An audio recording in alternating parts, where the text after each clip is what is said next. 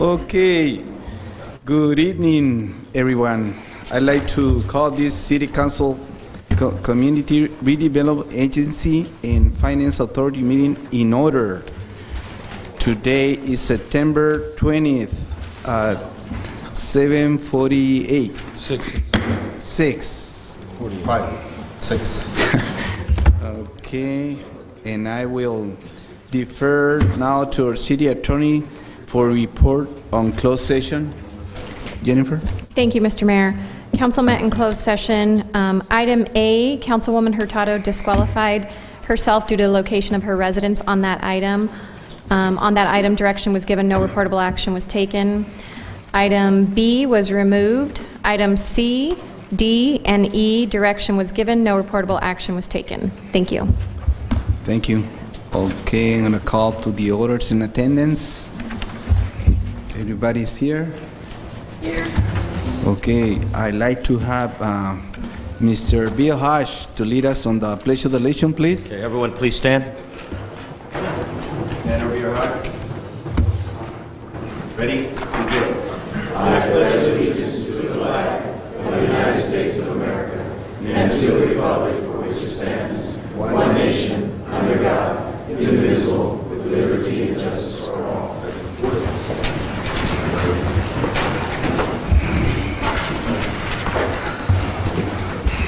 Okay.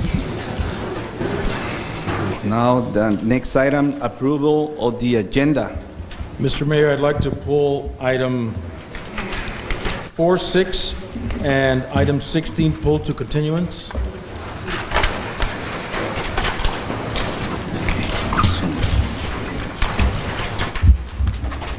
For 6 and what? 4 and 6? Sure. Yeah. Mayor, if we may, Agenda items? Consent agenda. Pull forward number 6. 16. And then on business item 16, I'd like to pull that for continuance for the next meeting. Number 16 for the next meeting? Yes, sir. Mayor, staff would like to pull number 14 at this time.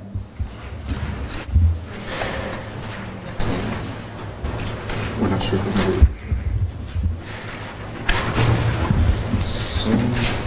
Mr. Mayor, if no one has anything else to pull from the items, I'd like to approve the agenda, or make a motion to approve the agenda. Okay, Second. so that's been 1, 2, 3, 5, 7, 8. Okay, let's call for the, I think I think items 4 and 6 can be done when you get to the consent agenda. You can make the motion to pull those. You're not trying to pull them and put them on a future No. meeting, right? Okay. So maybe the motion for now, just approving the agenda, would Okay, be to remove let's call for the 14 vote. and 16. I'll rescind my motion and approve the motion to approve the agenda. okay, we have a motion, second, to approve the agenda. Mr. Hodge is in there. Second. Second, okay. Let's call for the vote. The agenda as a whole. Yes. Okay. To consent agenda, pero first of all, We skipped a step. Got it. okay. Okay, motion carried 5-0. Okay, now we're going to start with the consent agenda. No. Presentations. I'm sorry. Public comments. Public comments. Okay, I apologize for that. I don't, you know what, I didn't bring the right glasses, and dang. And my mayor pro tem, I believe. Does work better? No, está peor. Yo estoy más ciego que tú. Okay, let's go to start. Can you help me on the announce the? Sure. Please. Announcements, public comments. Note, public comments are welcome. Speakers will be limited to 3 minutes. Please complete a speaker form prior to the start of the meeting. If the item you wish to comment on is a closed session item, please comment now. If the item you wish to comment on is in the public portion of the agenda, we will take your comment when we get to the item of the agenda. And with that, Mr. Mayor, I'd like to give you a copy of the rules of decorum, and I'd like a copy for each of the council members so that they can pass those on?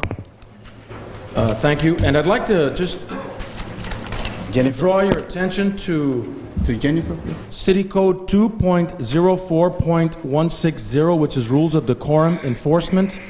Letter A, and there's 3 letters. While the council is in session, all persons shall preserve the order and decorum of the session, and the member shall neither by conversation or otherwise delay or interrupt the proceedings or the peace of the council, nor disturb any member while speaking, or refuse to obey the orders of the council or its presiding officer, that is you, Mr. Mayor, except as otherwise herein provided. B, any person making personal, impertinent, or slanderous remarks, or who becomes boisterous while addressing the council, which conduct delays or interrupts the due course of the meeting, shall be forthwith barred from further audience before that session of the council by the presiding officer, which is you, Mr. Mayor, unless permission to continue is granted by majority vote of the council. While the council is in session, any person or council member who acts in a disorderly, contemptuous, or insolent manner towards the council or any council member thereof, or who becomes boisterous while addressing the council or any council member thereof, which conduct delays or interrupts the due course of the meeting, or any member of the public in attendance who fails on demand of the presiding officer to comply with any order of the presiding officer made in accordance with the authority of this chapter, is subject to the criminal penalties of this code. I just would like to remind you, Mr. Mayor, of this municipal code that is in our books, and that I encourage you to exercise your right when a situation occurs. Thank you, sir. Thank you, Councilman Moreno. Okay, I'm sorry. Now we're going to start with public comments. We have, I believe you already read this part? Yes, sir. Yes? Yes, I did. Okay. We have Denise I'm sorry, Denise what? Danny Fitzgerald. Oh, Danny Fitzgerald. I'm sorry.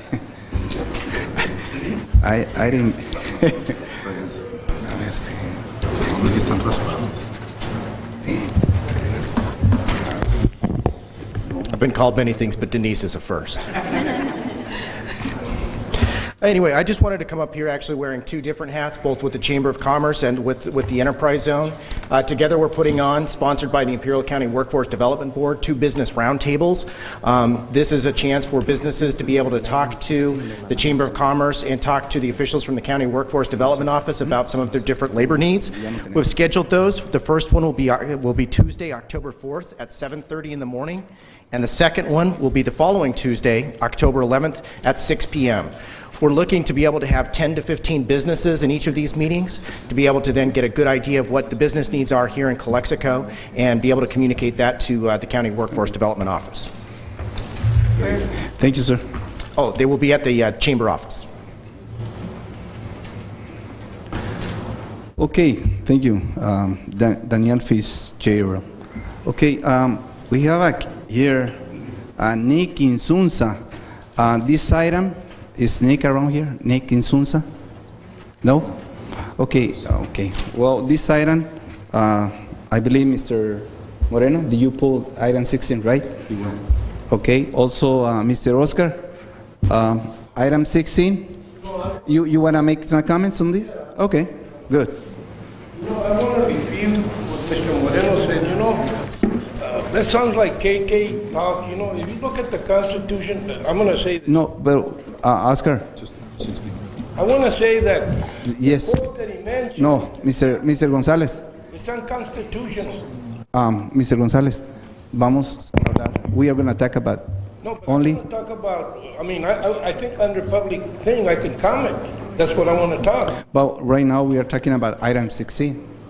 Oh, I thought, what about public comments? Oh, I believe we are in public comments, right? Yeah, well, he just spoke on it. Yeah. Okay. Thank you. Ladies and gentlemen, Oscar Gonzalez, I've taught American government for 25 years. I know Mr. Hodge, and I think Mr. Moreno, he's a social science teacher. I think what he quoted is unconstitutional. It's an opinion, but I would differ with him on that. It's unconstitutional. The First Amendment is protected, and I'm surprised that he's still lingering on. But even the Constitution of the I'm clarifying a KKK point, Mr. Yeah, wait a minute. Gonzalez. Even the Constitution of the KKK is perfect, and they talk about American democracy. But you know what? That, I don't know when that code was made. We This have is an attorney. this is a municipal code It doesn't matter. It given doesn't to me make it by right. the city Doesn't make it clerk, right. okay, and this is in the books. It doesn't matter. Yes, it does. You cannot Let me yell, finish. you cannot yell Please. Don't fire interrupt in a me. crowded theater. You know the fact is that I gave him a chance to speak, and he shouldn't interrupt me. You know, the thing is, I've got 3 minutes. I'm surprised that you're still belaboring the point, but I have a constitutional right, and you can ask the attorney, she's right here. Public officials are free game. You know, and I'm surprised that this gentleman doesn't go to county board meetings, doesn't go to the IID board meetings, and he just stays in Calexico. I have a job, sir. I wish he could have heard Butcher. I wish he could have heard other public officials using the F word. I never used the F word, and what I said was the truth, according to my opinion. He can get everything that he wants to skew reality. But the truth is the truth. And what he said sounds like KK talked to me. Thank you. Thank you, Mr. Gonzalez. Okay, I believe we don't have any more requests for oral communication. I'm sorry? Did you fill out a form? He did fill in the form. Yes? It's right there, sorry. Oh.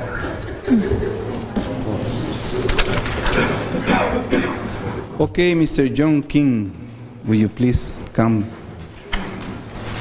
to the podium? Come forward to the podium.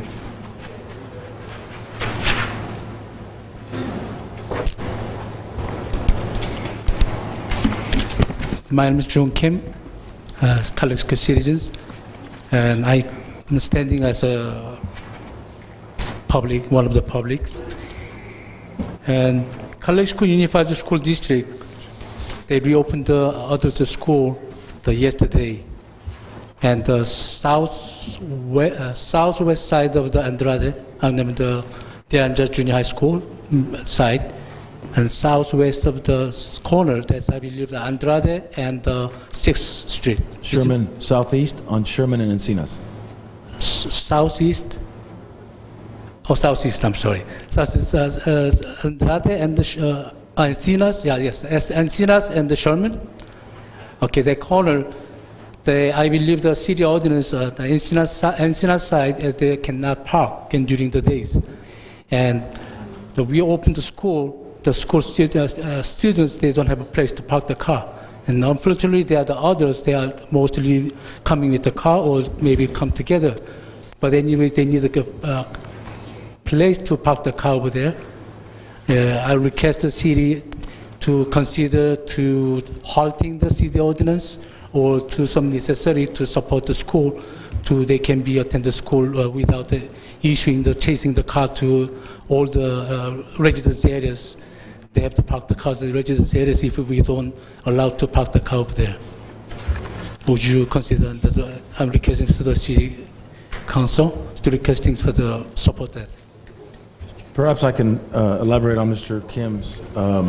The adult school opened up on the corner of Encinas and Sherman. Yes, correct? Encinas and Sherman. And Encinas and Sherman, yeah, right there, right across the street from the dual school kindergarten. Now, there's a city ordinance where that doesn't allow parking from 7 a.m. to 4 p.m. Is that correct, Lieutenant Gerardo?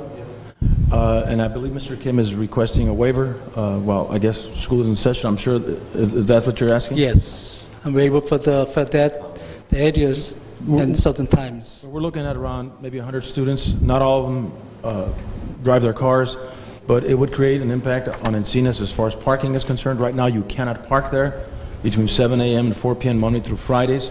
I believe what Mr. Kim is asking is for a waive of that ordinance, and I don't know. I guess at this point, it needs to be going on the next agenda for the city council? And because I'm the director of that school, I would be in a conflict of interest to well, I don't know. Would I? Well, I'm sure there's reasons why it's left for no parking. It's in the...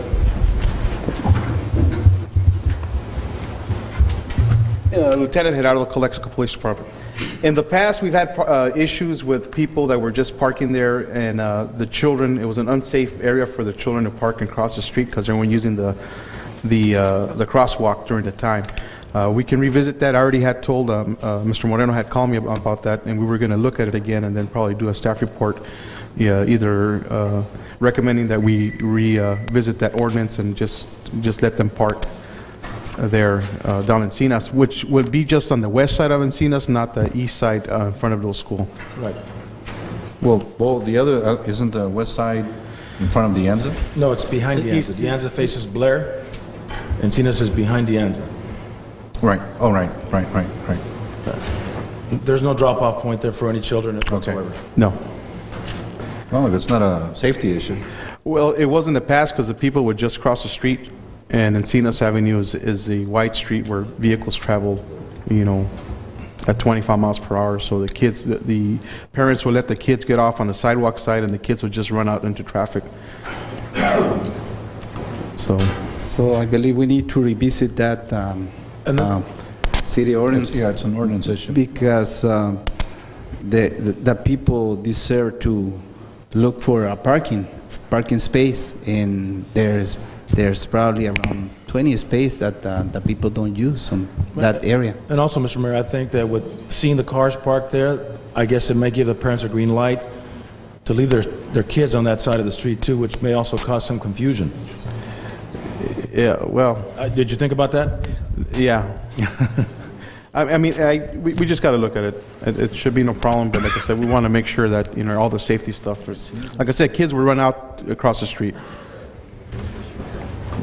So, So Mr. is there any chance city can allow to the police department to temporarily until decide the city what they're going to do, to allow to them to the parking the areas to pending the ordinance? I believe the city. We need to go through a procedure. Exactly. We need But to we need to temporarily- visit that ordinance. This wasn't looked at before school started by the school itself? That was something I overlooked. I apologize. We have to review the ordinance and see what it Okay. says and see how the city can go forward with it. Exactly. City manager, we need to revisit that city ordinance so we can start working on that as soon as possible. Again, the area is behind the Anza? Yes, Okay. it's behind De Anza. You've got Sherman and Encinas. There's a crosswalk right there already, Oh, okay, got and it. it's right in front of the kindergarten there at Dole Elementary. Right, okay. Super congested. Okay, I think that we need to follow the procedure because, departments heads have to comment on it to make sure that we're properly handling it and we're not putting something in place that then later on we're going to have a problem with. Number two, I guess, do we have a official request from the schools on this? No, we don't. I believe we should probably get a request from the superintendent so that we know that in fact this is coming from the schools. I'm not that I don't believe Mr. Kim, but I mean, we should have a document from the school district requesting it, and then we'll move on as quickly as possible. Okay, I'm changing my head now. Then I'll ask the superintendent's contact with you with formally writing the letter to requesting that areas parking place. Letter from what? Thank you. Okay, thank you, sir. Okay, we have a general comment by city council members, and I'm gonna start to my left.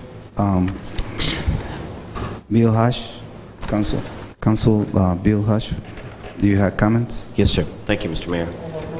Last council meeting, the issue of raising fees and reducing services hours for dollar-ride transportation was addressed, and that would greatly impact the senior citizens. As you remember, options were given 6, but all of them required some type of reduction in fee and hours. And I suggested that we don't accept those options, but find a way to keep the fees and hours the same for our senior citizens and others that ride on it. And I'm very pleased.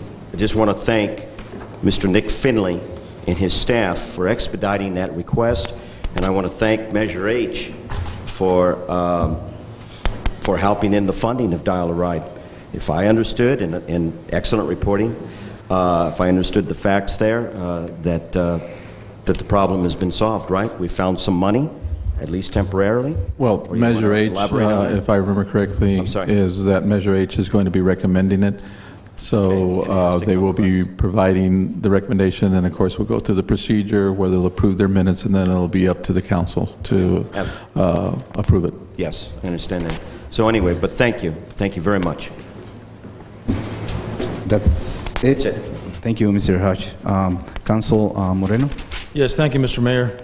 I'd also like to congratulate our Business Improvement District for hosting the Cool Down in our town, which I believe was the first Saturday in September. Even though it was warm that day, the fire department was out there with the hoses, wetting down the kids. Everybody had a good time. A lot of contests as far as eating jalapenos, something I stayed away from. Nonetheless, it was a great time. Congratulations, Mr. Risen and your committee for doing that. We look forward to the Halloween Carnival, which is the next BID, or Business Improvement District event, and hopefully more people will come down for that. That'll be on Monday, October 31st, if I'm not mistaken. Also like to say that I have been working closely with the Salvation Army looking for ways that they can help our community and the underserved. I did meet with them today at the behest of the senior citizens, and we went over there and they made a presentation, and hopefully they can make a presentation for us and maybe find some location in Calexico to serve our community. Thank you very much, sir. Thank you, Mr. Moreno. Councilwoman Maritza Hurtado, do you have comments? I just want to say thank you for the information that you gave to us with regard to the rules of decorum. And by verifying here with the city attorney, these are from our books. So I think it's important for all of us to continue with the professionalism that we seek, and that we pay high attention to these rules, and that all of us here conduct ourselves in the same manner, and that way we can get some business done. I myself am very busy. I just wanted to take a moment and say happy birthday to my daughter. She's going to be 15 this weekend, and that has me really, really busy. So I'm sorry I wasn't able to go to the Cool Down in downtown. I understand that was really neat, nor the 16th of September, because as you know, those kinds of things that I'm doing right now is very involved. This weekend, also coming back, tomorrow we're leaving to the League of California Cities Conference in San Francisco. Myself, Mayor Pro Tem Romero, and Mayor Castro, and we're going over the different offerings of sessions for that conference, so we're very much looking forward to that. Oscar will be joining us this time as well. Coming back from that on Saturday, there will be a very special event in my heart. Between Women will have their yearly event at the Barcelona in El Centro, and I believe that starts at 11 o'clock in the morning. So if any of you can join us, that'd be really nice. And besides that, I think I don't have anything else. Thank you. Thank you, Councilwoman Maritza Hurtado. Mayor Pro Tem Romero, do you have comments? Just to let everybody know, we did have a Joint Powers Authority meeting between the City of Calexico and the Heffernan Memorial Healthcare District at noon today. We did have a change of a guard. I have been serving as chair for the last 3 years.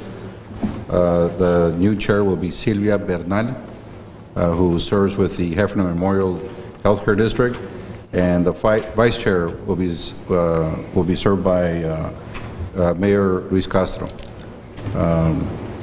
Also,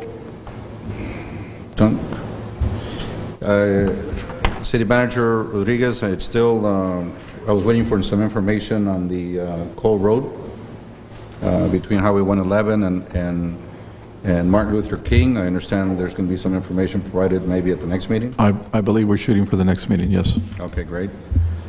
And also, I will also echo the comments shared regarding the decorum here during the council meetings. We need to keep it professional so we can move along and conduct the business that we must. You mentioned about the First Amendment. First Amendment, yes, you can say what you wish when you want to say it, but you should consider that outside the council meetings, because the council meetings can also go forward and conduct their business when they have to do. So there are situations that the First Amendment is being respected, but also understand that we as well are here to, we are here representing the whole community, not just one or few. May I interject? There's a confusion maybe among some people. First Amendment is a precious amendment, freedom, but there are boundaries, there are restrictions. Like Mr. Moreno said, you cannot yell fire, you cannot incite by words, violence, and so forth. So we have freedoms, but we don't have total freedoms. And so one needs to study that and respect it and understand that. So. Thank you, Mayor Pro Tem. And yes, I would like to piggyback Mr. Moreno about bid event. You guys did a great event, and everybody enjoyed the event. And we should work. We as a council, we need to work with you guys so you can work harder and try to make more event like that. So I want to congratulate you guys, especially you, Morris, and I don't know who else from the bid committees here, but you did a great job. So thank you. Okay. Yes, I believe we have a presentations, and will you a presentation for Yadira Robles and Paola Arredondo, and I need your help. Erica, can you read the presentation, because it's kind of hard for me to read.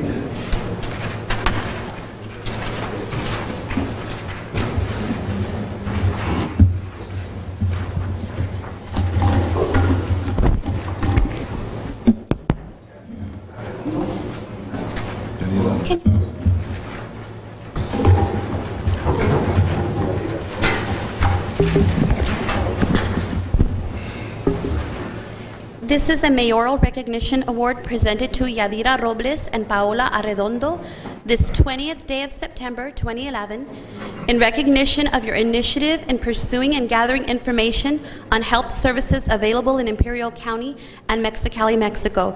We appreciate your time and persistence in providing these options in one user-friendly report. This is an invaluable tool for the uninsured and underinsured in our community, particularly during these difficult economic times. We thank you for realizing our residents' need for this information in order to promote ease of access to quality health care services for all. Thank you.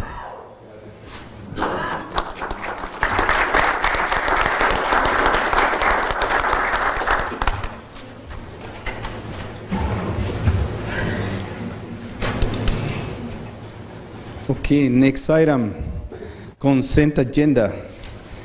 And I believe Mr.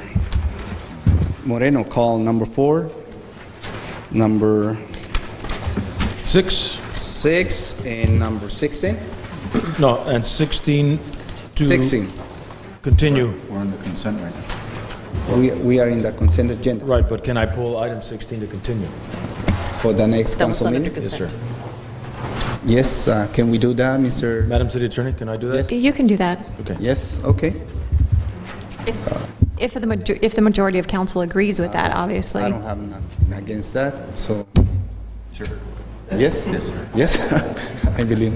So everybody's okay. So for the next council meeting, number 16. All right, so, and Council Bill Hush, do you want to pull one item, or that's okay? No, Mr. Mayor. Then I guess motion to approve, 1, 2, 3, Okay, 5 through Can you continue? 13. okay. Motion to, No, 5, I'm sorry. 5, then 7 through 13. 1 through 3, which is A and B, number 5, and 6 through 13. No, 7 through 13. Yes, 7 to 13. I didn't put an X here. Yeah. So moved. Anyway, Okay. that's my motion. Okay, let's call for the vote. Second. Second. Okay, we have, who make the motion? You make the motion? Me. Maris Hurtado make the motion. Second, make, okay. Romero, Yes, second. second. Can you use the light? Oh, yes, of course. Sorry. Okay, motion carry 5-0. Oh, my goodness. Okay, we're gonna start with item number 4, Mr. Moreno. Yes, thank you, Mr. Mayor. Just a couple of questions. We did receive a new resolution on this item at this meeting today. Is this, Benicia, I know it's been in the books for a while, is this part of, is it in the city limits, Mr. Rodriguez? Yes. So it's in the city, and why is it finally coming to us for approving a parcel map at this stage of the game? Alex, you want to come up and just give us a quick history on this? I know that this has been on the books for a while, or whoever's going to give the presentation. Okay, we got somebody else, all right. Good evening, Mr. Mayor, honorable members of the council. My name is George Garcia, representing the applicant. Address 1065 State Street, El Centro, Development Design Engineering. Anyway, the tentative map was approved back in 2007, and due to CM Ranch entitlements being withdrawn, the mitigated negative deck had to be reviewed for obviously access to the project. It was reapproved in 2008. This is simply a parcelization of the property. There's a 12-acre commercial piece that is split between Bauker Road and the residential portion, and this simply is just a matter of splitting that between Bauker Road and providing an irrevocable offer of right-of-way dedication for Bauker. Which divides the parcel? In north-south, yes, sir. One question, I know there was a controversy, or not a controversy, but a heavy discussion on the road that connects to Highway 98. Was that ever resolved? Not yet. That intersection is a capital improvement project within the city's general plan and circulation element. The project itself is outside of that intersection. Caltrans did at one point back in 2007 verbally, tentatively approved the alignment. After more careful consideration, Caltrans decided that a tweak to the design needed to be made so that that intersection was closer to a 90-degree angle. Project, due to the economic situation, was placed on hold. And what the applicants are trying to do, they're trying to realign their financing. And this is something that the banks wanted. So basically, it was Baca Road that needed to curve out and then come back and meet. That is correct. And that would infringe on other properties that weren't part of the city or Caltrans? It poses a site issue problem in Caltrans' eyes because of the headwalls of the All-American Canal. Okay. Yes. So the project is conditioned to pay a fair share towards the widening of that crossing. And that's one of the conditions of approval for the tentative map. But again, this parcelization was just strictly for refinancing, and hopefully the developers can move forward. Okay. Thank you, Mr. Garcia. Now motion to approve. Thank you. Unless anybody has any questions. Mr. Garcia, and I'll go ahead and second it for discussion. Okay.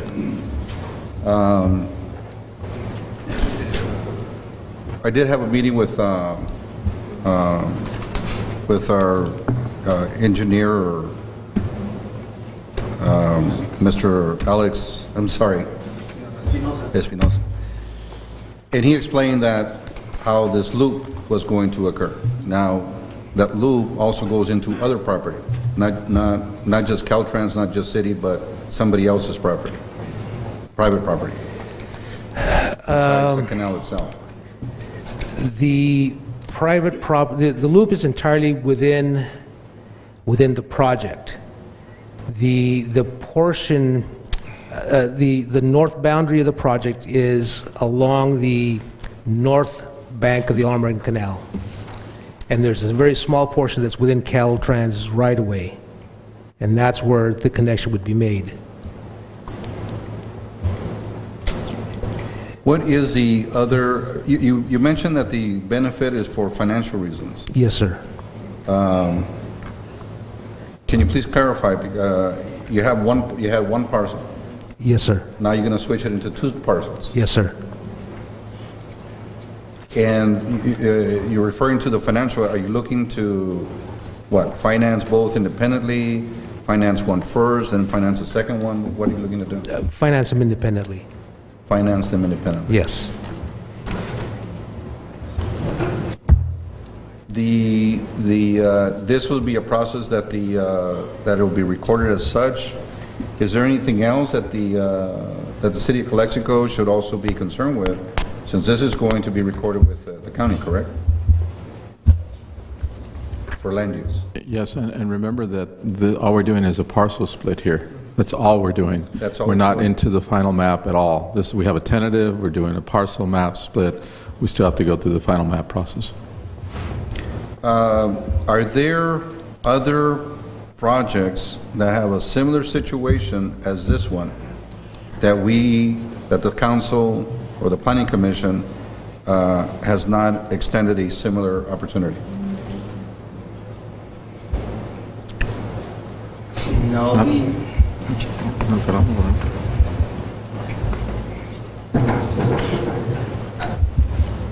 Alex Espinosa, Engineering Department. We haven't at this moment that I'm aware of that has proceeded as this type of a parcel map where there's infrastructure to be made.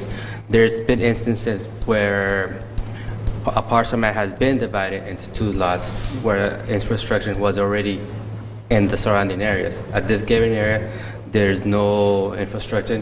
That's why in part of the parcel map, if you look closely, they are offering an irrevocable offer of dedication for the street, which at this given moment, the city is given the guidance to reject that offer. The only thing we're accepting is that the applicant can split the lots into two lots.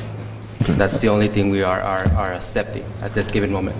And of course, within the parcel map, there's the statements that go for of the conditions that were given on the previous resolutions. Okay, so the separation of this one parcel into two parcels is a common practice? Yes. Okay. So if somebody does surface that has a similar situation, they can come before the planning commission and the council and ask for the same thing? Correct. Okay. Mr. I'm fine. Espin, just one more question. I noticed that on the map, maybe either three of you can answer, the Baca Road, the rendition ends at the All-American Canal. What is the plan, the final plan for that connection to 98, if there is one? That's Caltrans standpoint there, where it's a design right now. That's why the alignment was created for a better transition to be a 90-degree angle. Eventually, Caltrans, there is nothing in the books right now as of when they are going to develop that intersection. But as well, part of the resolution, there is a fair share as the developer and Caltrans have to. Because if you look at the map, it would have to be a bridge from. True or not true? It's the design criteria. We have to go by whatever Caltrans. And bridges are expensive, right? Yes, correct.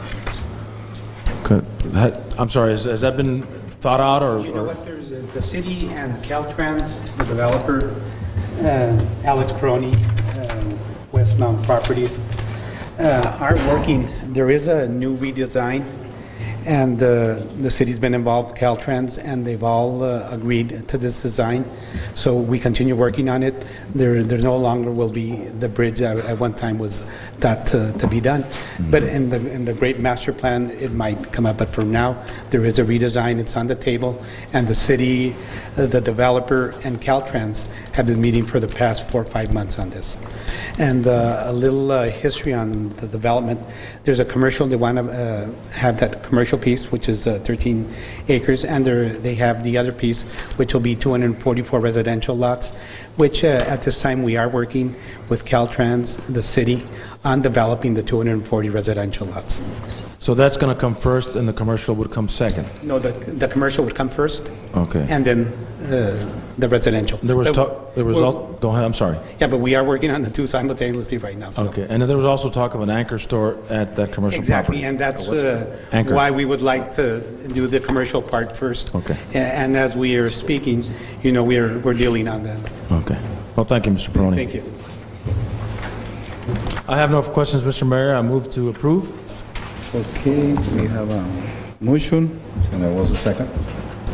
By John, second by Moreno. Let's call for the vote. Item number 4.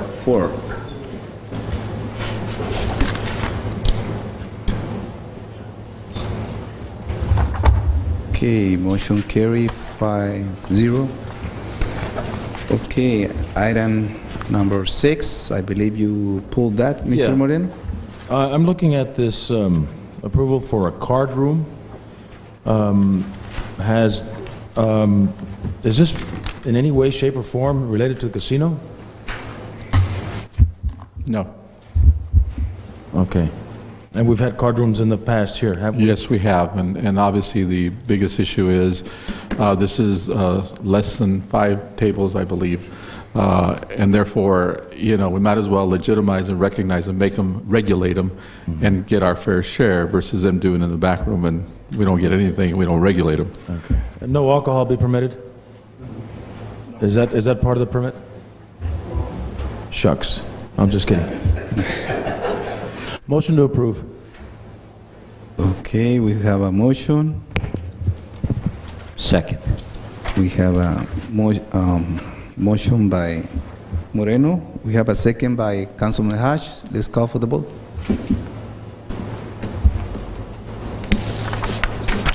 Motion carried. Okay, next item is, no, we are done with closed session, right? Consent. Consent items. Okay, there is number 15. I believe you called that, Moreno, too? No, There's a business item. Just staff pulled 14, I pulled 16, but I think we're on number 15, Mr. Mayor. Okay.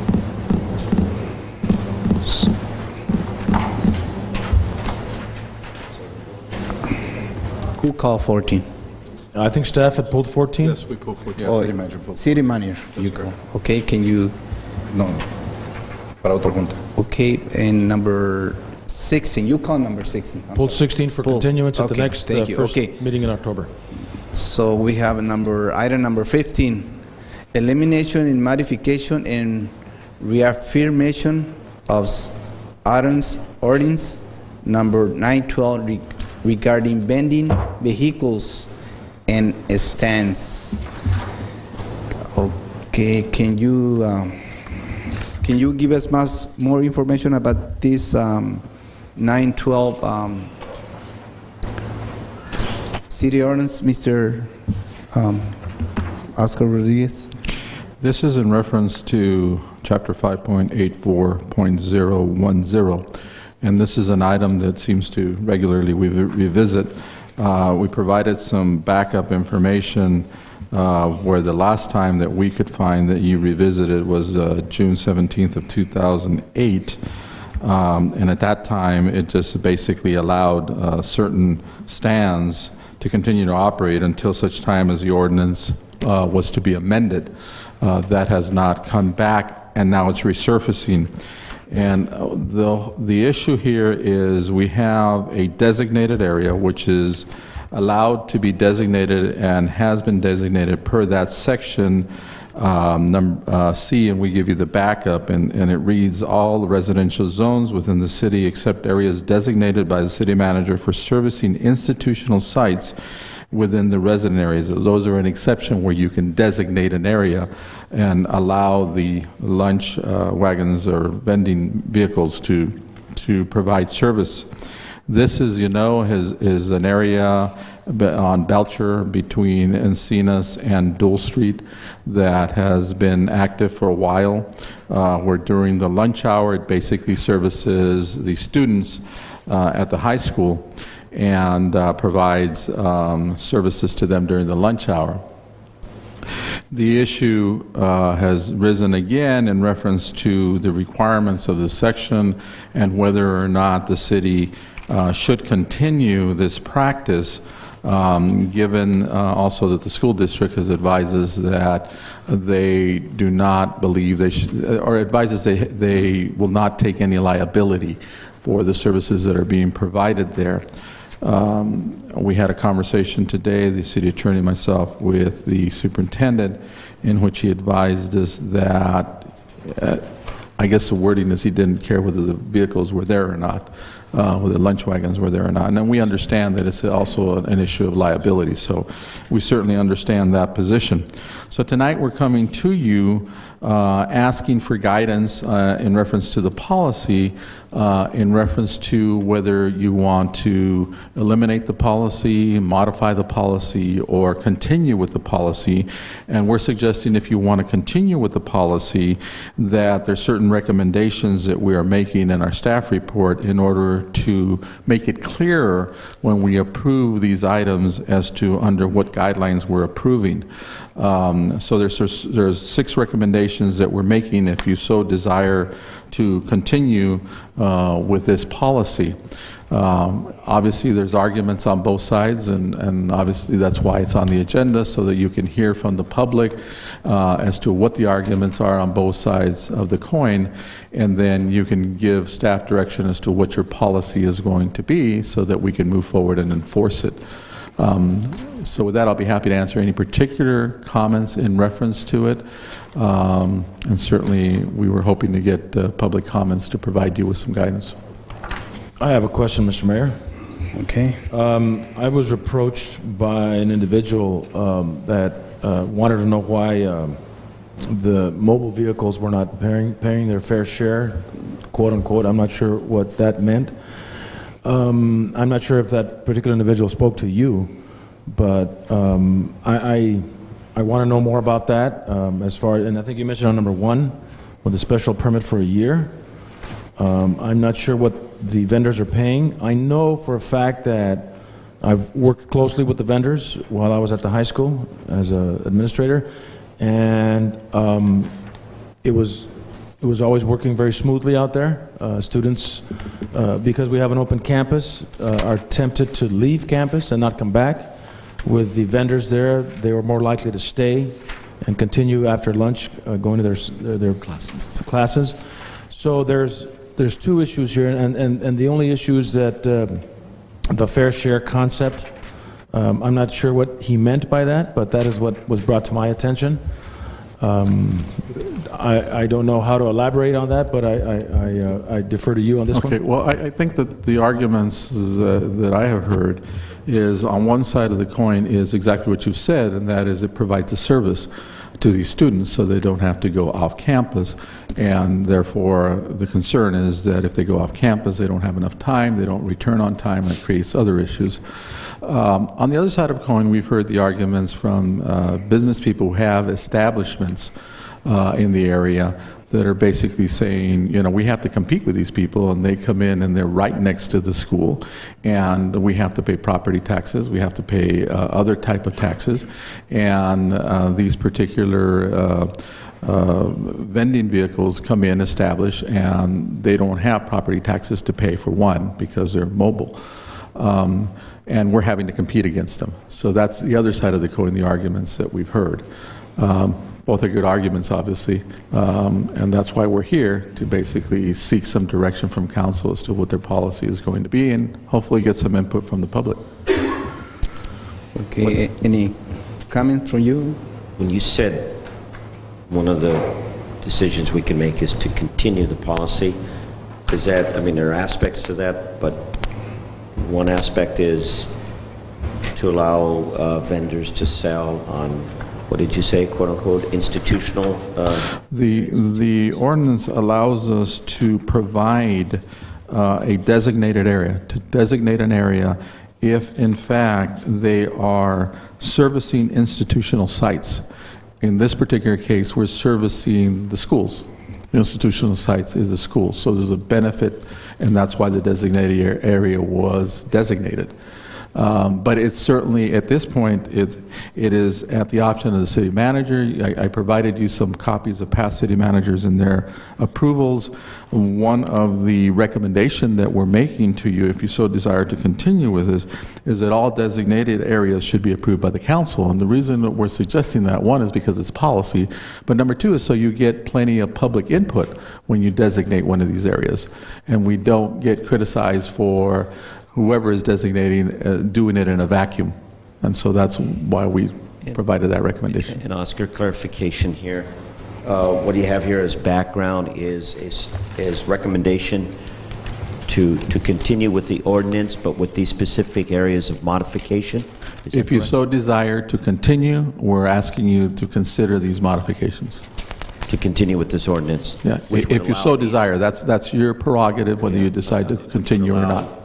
These mobile vendors to but if you're going to allow it, provide services, then we're suggesting that you consider our recommendations and amend it that way. Well, this is a sticky area. There's two good sides to it and arguments, without a doubt. The American way is to allow businesses to compete. It seems to me they're two different animals in a sense. An established business, and I understand there's a lot of cost in that, and it needs to be equitable, but mobile vendors are different. But I'll be up front. I'm just going to be biased in a sense as an educator. Mr. Moreno might agree or support this. These students don't have very many options for eating. It's an open campus, and that is a very, very important concern. And the school district seems to have thrown the ball in our court. They don't really care one or another. I think that we need to continue with allowing the vendors to be there, but clean this up based on what you're saying, these modifications, because these are small level business people. They need to allow to be able to compete in the business atmosphere. And also, I'm mainly concerned about wanting to provide for the students as an educator, and I see that their options and the quality of students at school is just dwindling for various reasons. And well, certainly take away this one is another one that certainly one. They already hate school to begin with. And most of them. Certainly, one of the issues is always, and you're going to have it regardless of what we do, is you're going to have risk. And so the issue is how much risk are you willing to take given the circumstances? And that's something that obviously policymakers have to decide, and they're confronted with on a day-to-day basis. So I'm not suggesting that this is an easy decision. It isn't. It's a tough decision because there's arguments on both sides of it.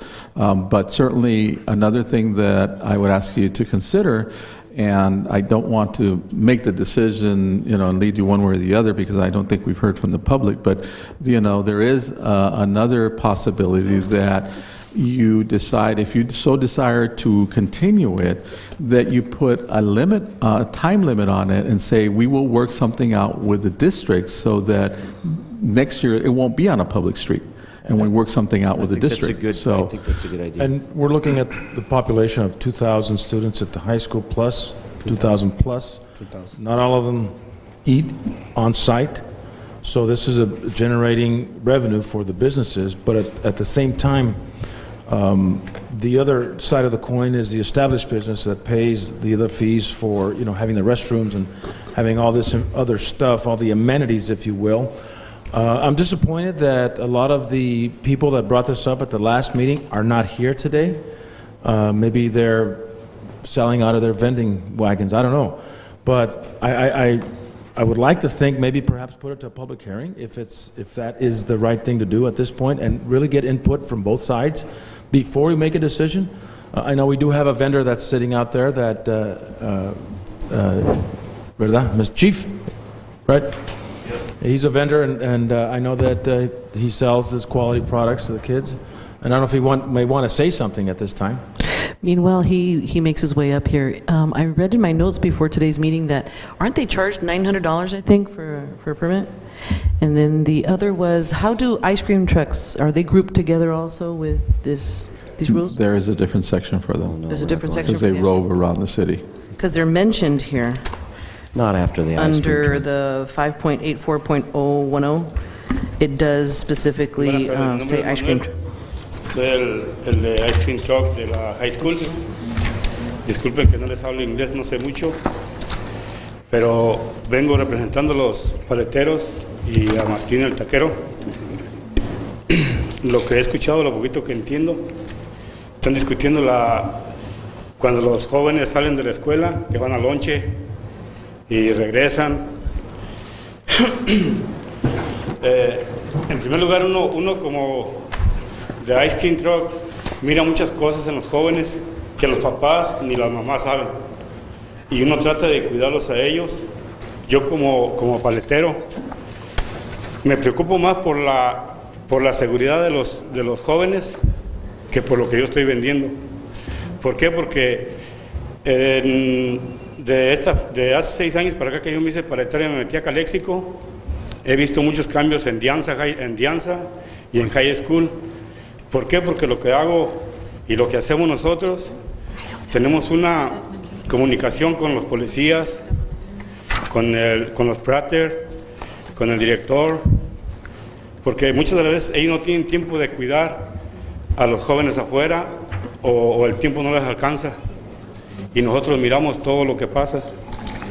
Entonces, según no sé qué decisión van a tomar sobre nosotros, yo, gracias a Dios, de ese trabajo dependo, es mi trabajo, de ese vivo, y quisiera saber qué es la decisión que se va a tomar para comunicarle a mis compañeros.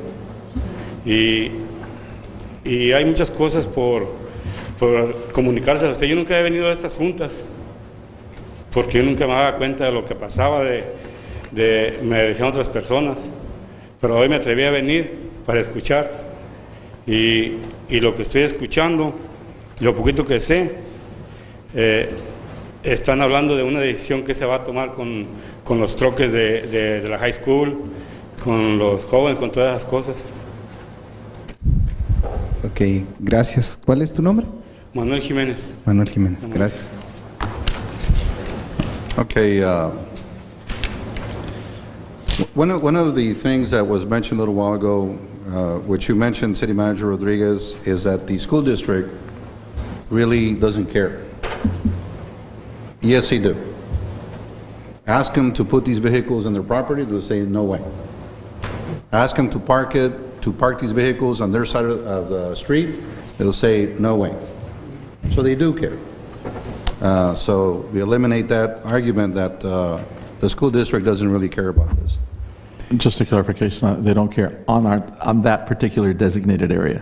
Well, that's now you're extending the I don't care to something more specific. Well, because we specifically asked them on that designated area. Now, the other thing is that regarding these businesses that are established have their structures, their buildings, they're paying property taxes, what have you. They're paying for their permit fees, license fees, code enforcement for the fire department is going out there to make sure that they're in compliance. They got to pay all kinds of fees to the city to make sure that they can sell their property, their product.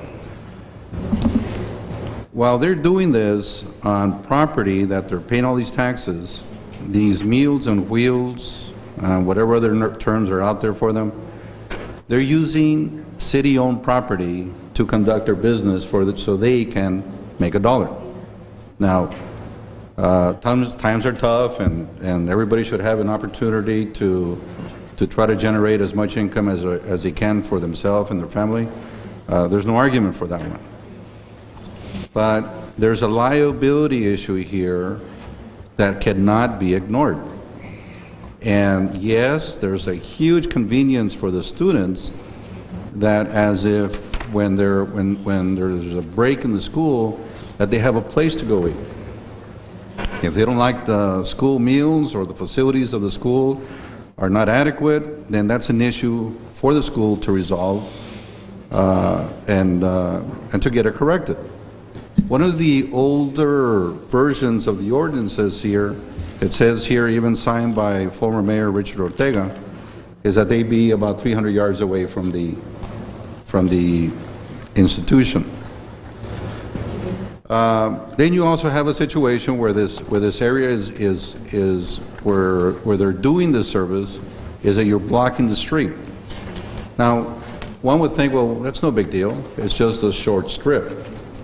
But you have an emergency call by fire or by police, you're going to make these fire or police officials reroute in order to get to the emergency if it just happens to be on the other side of this designated area.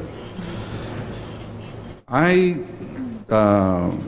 don't like the idea, the concept, and I don't think it's really in fairness to the liability that the city of Calexico, which everyone here represents, and that's your own first responsibility, is that the liability be kept open, especially on a city street. Myself, I would rather have these two barriers removed. I would rather see them removed, and then until a special event is going on where the school district and the city of Calexico decides that these gates should be put up again, but only for those special events.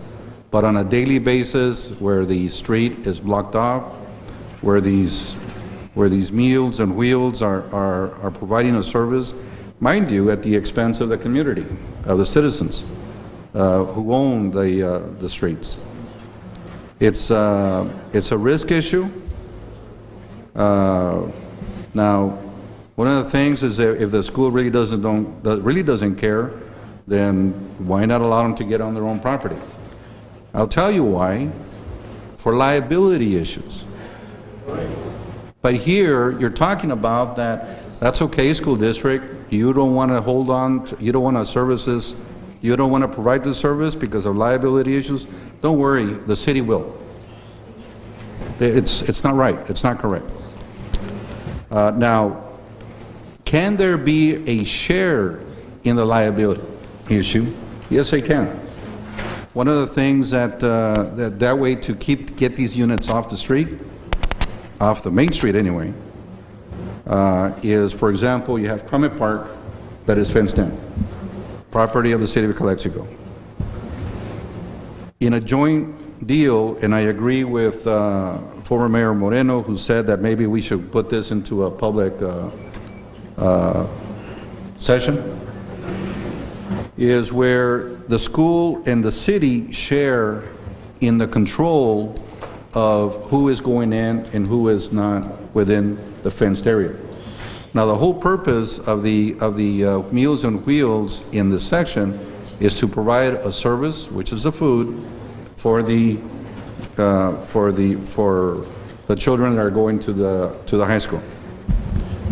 Then, if that is the case, and there's concern by the school district, although it hasn't been mentioned, there's a concern by the school district of security issues, if not safety issues, of the people that are gathering there, if they are all students or people that are trying to mingle with the students for inappropriate behavior.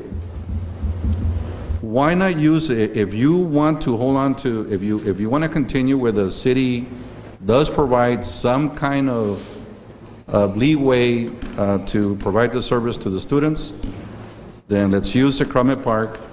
School district, it would be your responsibility to make sure that anybody that goes into that fenced area has a student ID card. They go through all these that are mentioned here. And we have to also mention that the letters that these vendors are using are from previous city managers. They do not have a current letter from a current city manager Oscar Rodriguez. At that point, when the change of city manager was made, really, those letters are null and void. Because the presiding city manager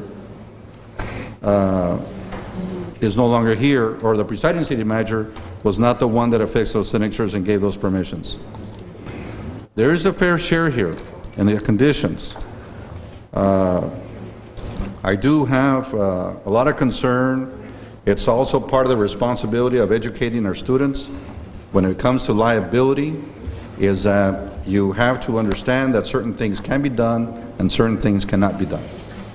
So right now, I do not favor this concept.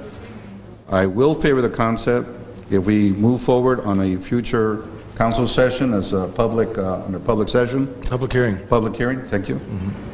And to come up with concepts on how this can be shared by both the city of Calexico and the school district, not sole liability to the city of Calexico. May I ask a question, if anyone knows, that section of that street, is it 10th? No, it's... Ethel Street. Okay. That, I remember... Belcher, I'm sorry. Belcher. That Ethel street is- had that closure, I mean, way long time ago. Historically, that closure was for students cruising around the park. That's my question. Why did that happen in the first place of closing down that section That was of that closed, street? if I'm not mistaken, Lieutenant Gerardo, in 1990, and that was because of students that would cruise around the park and with their stereos blaring and causing a nuisance with the noise. Right. So they felt that they would close them off. And then the vendors didn't come on, the vendors did not come on until later. The closure was a city decision or a school I think it was district decision? a joint city Joint? school to city. Okay. I agree with Mayor Pro Tem Romero's brief explanation. And I first-handedly have been out there supervising that area for 10 years as a vice principal. We do have cooperation with the vendors. We do have cooperation with security, and there's always an administrator who is patrolling that area along with a school resource officer. And I'll tell you that we can identify those individuals who are not students. And I believe that I like the concept of enclosing it, is what you're saying, Mayor Pro Tem? Yes. In the Crummett Park, and I think that would be an excellent idea. I'd like to see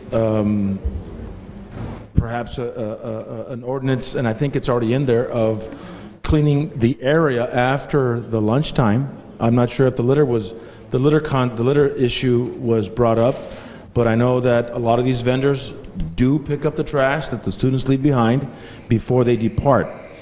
So I think a public hearing to get a lot more input, maybe from the neighbors, maybe from the vendors, maybe from students themselves. I did a survey at the high school for the closed campus in '08, and we found out that a lot of the students are not satisfied with the cafeteria lunches, and they would rather go off campus to eat. Of course, you know, that was probably a given. But there has been a study that I did conduct. Also, just so you know, Calexico High School is deemed a closed campus, but because of the lack of facilities, that is not enforced. So I think we can come together with a reasonable agreement between both parties to see what, if that enclosure at Crummett Park would be the most viable option. Thank you. Okay. I think that we're all in agreement that this is an area that needs improvement. I think we started by your recommendations here. Excellent points by Mayor Pro Tem, backed up by Councilman Moreno. I like the idea of moving it on Crummett Park.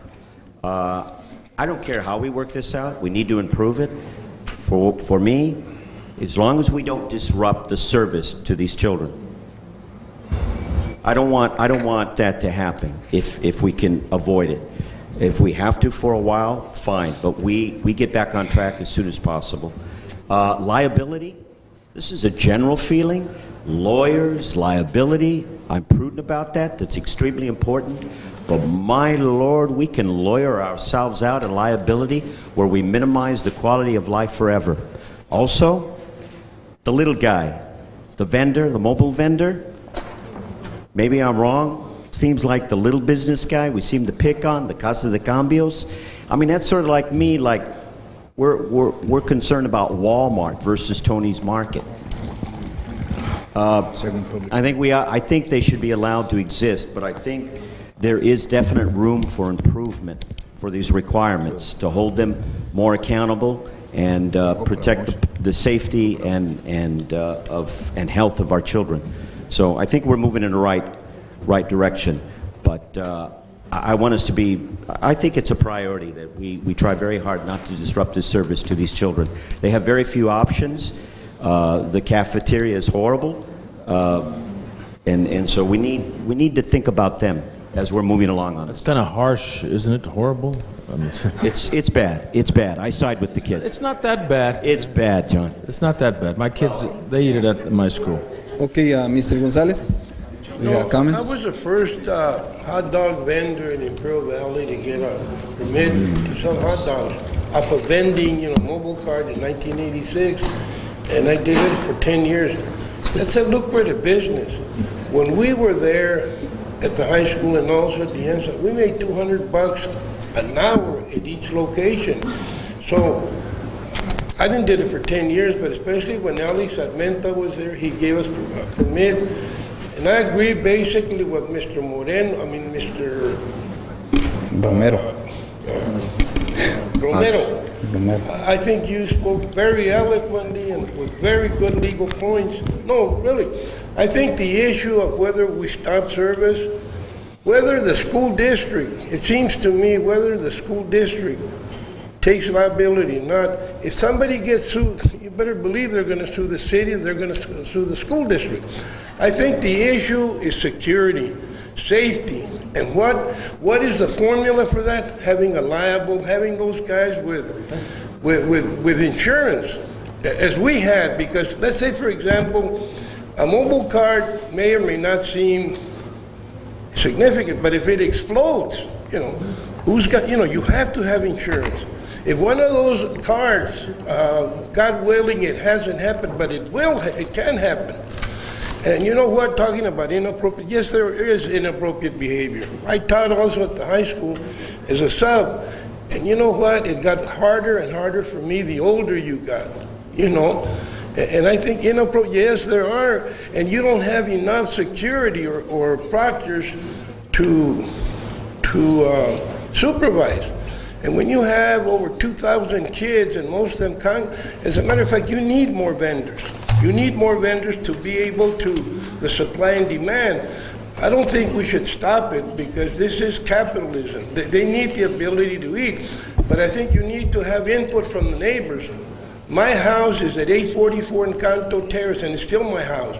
And I know my wife, now that she's retired, she has a lot of complaints, Mr. Romero. The flexibility that she can't drive, she's got to go over, it's inconvenient. Ethel has historically been, and it's now called Belcher, has always been a viable street. But when that thing happened, it stifled the traffic. People have to go all the route, go 98 and stuff because of an hour. And you know what you're saying, in case of an emergency, in case of fire, or whatever, hey, we need to stop it, and I agree with you. We need a designated area. We don't need it on the street. I think a designated area inside Cromwell Park, whether the city takes the liability or not, but I'm going to say this, an attorney, you can ask the attorney, when something happens, you better believe they're going to sue the school district and the city, so whether they accept it or not, they're liable.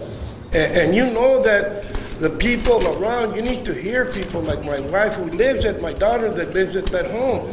Wait a minute, that I agree with you totally. And I think, like Mr. Moreno said, we need a public hearing. We need to hear from those people. Because a lot of those people that are getting, they make a good salary. And whether you're a paletero or you sell, that's a good business. And I know because I did it for 10 years. I used to work cavalcades, and I know Mr. Morris is here.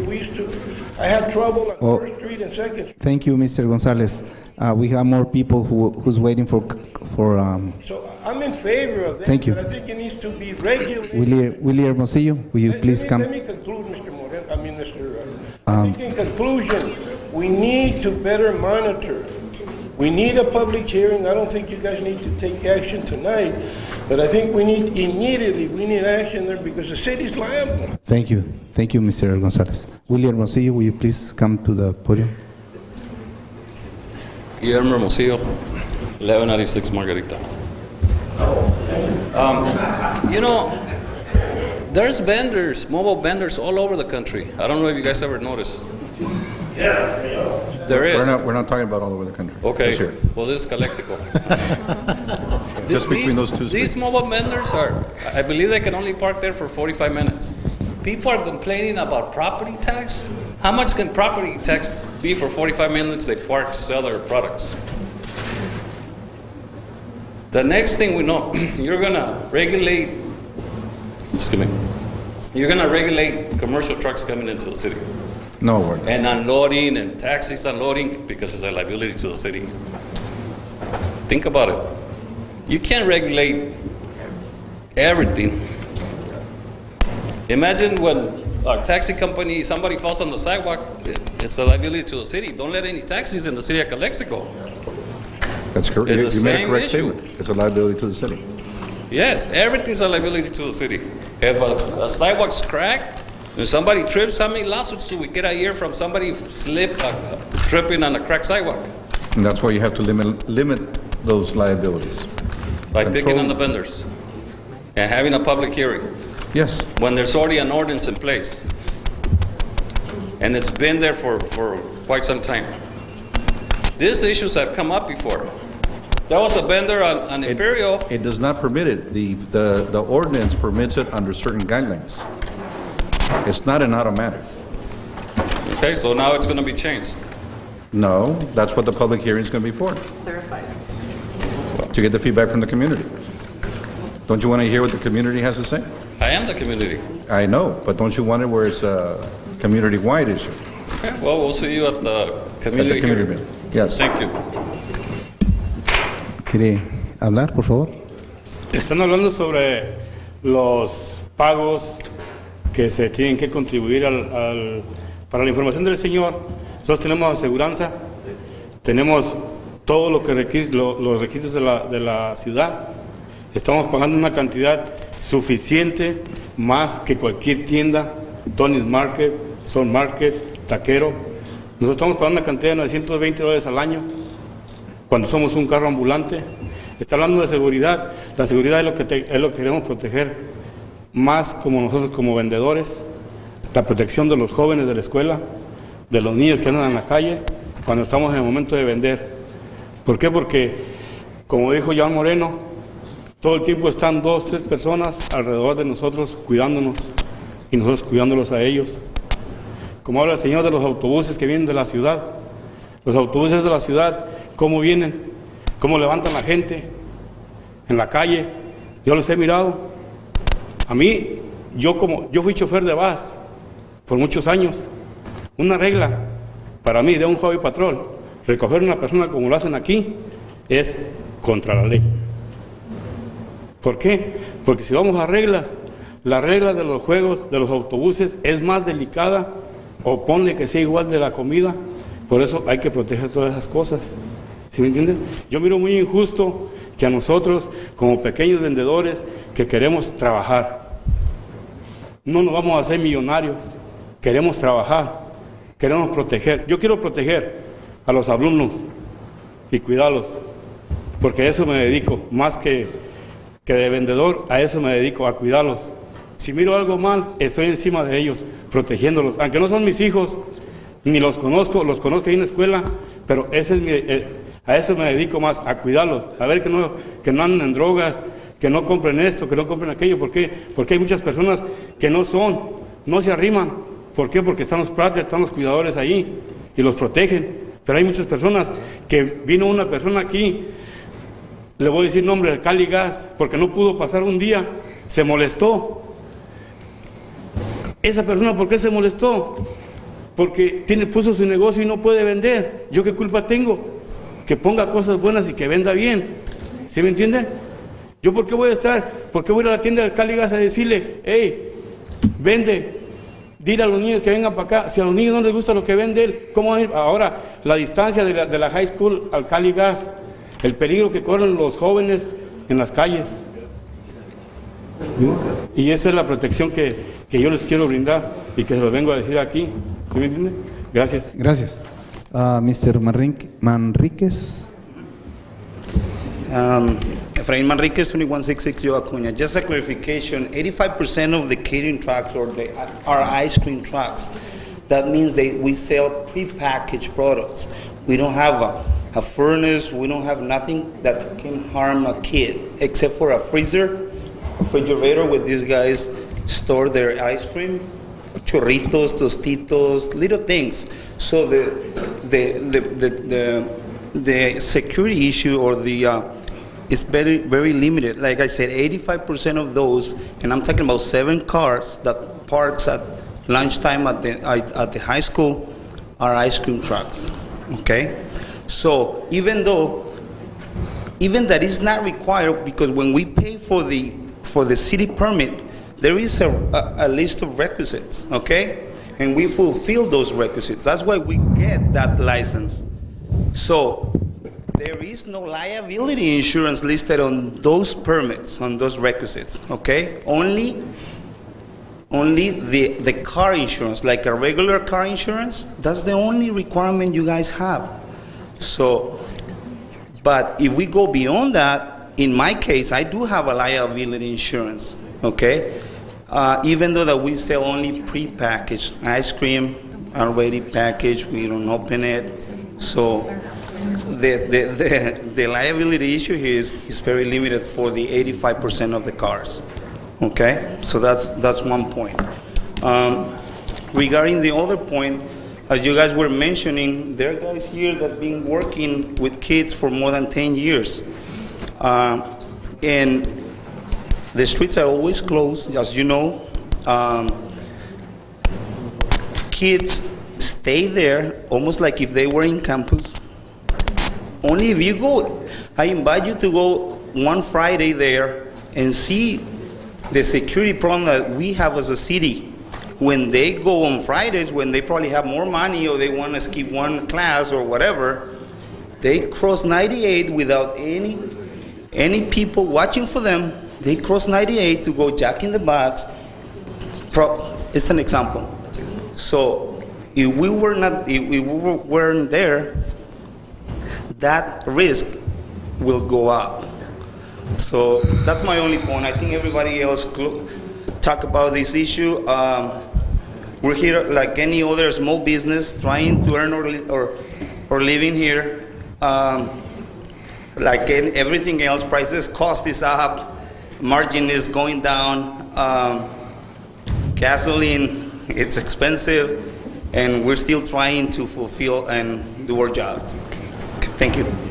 And I agree with the gentleman that the loss of these Meals on Wheels would allow students to go to the Jack in the Box, and they jaywalk like crazy All as the it is time. now.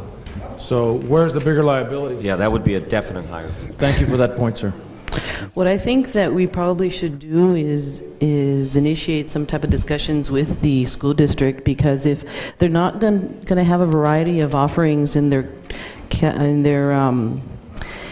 cafeteria for now, then this would be the only option we have. I can tell you right now, Ms. Hurtado, the Department of Education food services is very strict. Sure. You cannot sell Cokes, you cannot sell potato chips that are fried. Everything has to be healthy, on a healthy wellness level. Right. And so they're very limited in what they can sell to the students. Right, so the options are limited, obviously. So they do have a problem. It does seem to be a school district problem as well, just as it is ours. Those kids are theirs, just like it is ours.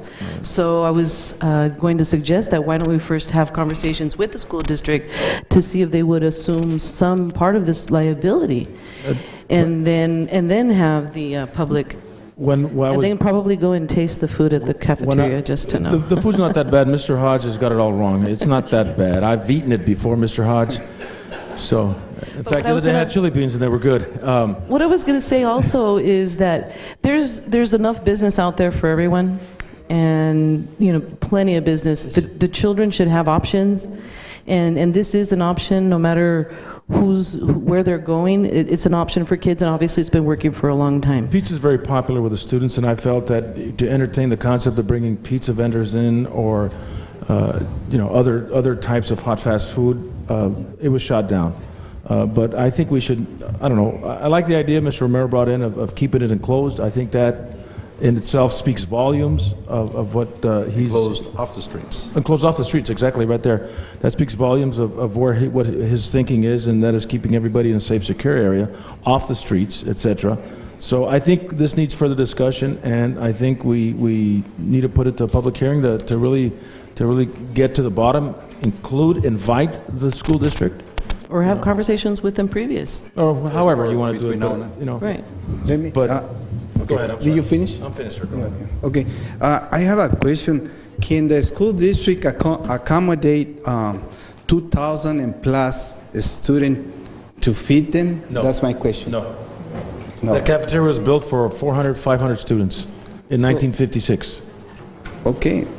So, yes.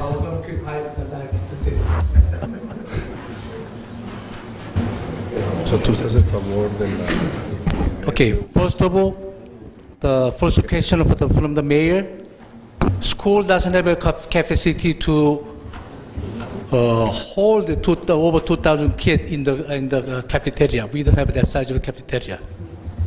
So whether they get the food from the cafeteria or they buy food from the lunch truck, they have to use outside the facility.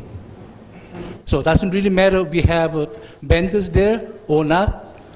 Kid is same condition. They have to eat outside the shade areas. Because the cafeteria probably about 150 kids. Right. That's all they have. I think it's more, but I want to say that the cafeteria food is free, which is a factor too. And also I have a kid, he's been there high school. He was eating most of the times at the cafeterias, not the cafeterias, at the lunch trucks. And sometimes he got food poison. And well, it's the risk of the when you're eating at the streets. And the other one is school district right now we're discussing as closing the campus, which is children are not going to be able to outside the campus. Because they have issues of attendance, and that's what they're discussing. But like Mr. Haji was saying, as Mr. Moreno was saying, is food was bad.